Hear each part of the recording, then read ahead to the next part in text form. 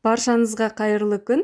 Бүгін сіздермен сладкая колбасканың рецебімен бөлісетін боламын. Бізге осындай песочный печенье қажет болады. Менде осындай печеньені алдымен үлкендеу ұсақ бөліктерге бөліп алдым қолдың көмегімен.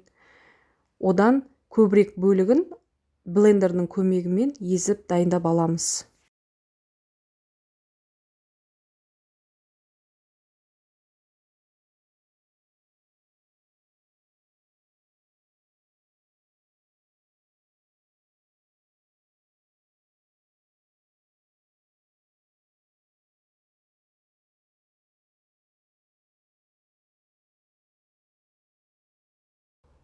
Екі бөлікті бірге біріктіріп, шетке қойып қоямыз да, ерітілген 200 сары майымызға 200 грамм, үстіне 2-3 ас қасық какао ұнтағын қосамыз.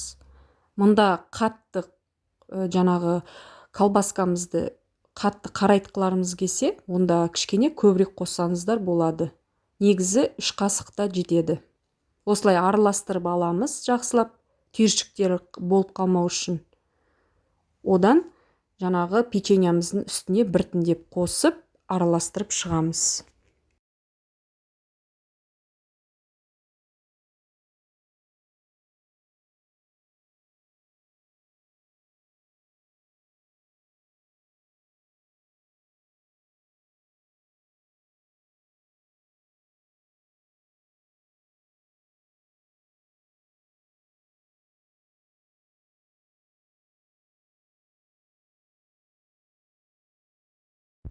Араластырып алғаннан кейін үстіне қоюлатылған сүттің бір банкіде мен қолдандым. Осылай барлығын қосып, жақсылап араластырып аламыз. Негізі татымына қарай кейбіреу жаңғақ қосады, сүт қосады, қант қосады. Менде бұл өте тиімді, оңай жасалатын жаңағы колбасканың түрі.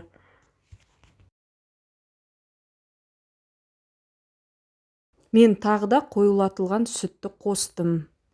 Енді пищевая пленка дейміз ғой, 2 қабаттап аламыз да үлкендеу бөлік қып. Осылай формочка түрінде, жаңа формамызға келген колбаскамызды барлығын салып, қолымызбен тегістеп, шұжықша жасап шығамыз.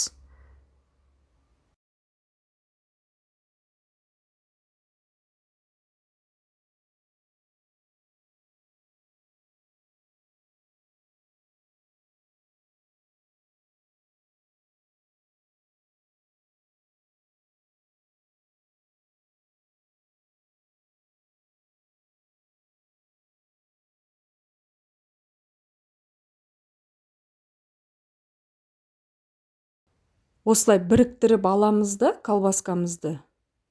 Біріктіріп алғаннан кейін тоңазытқышқа мен морозилкаға 20 минутқа қойып қойдым. Сонда менің колбаскам дайын болды.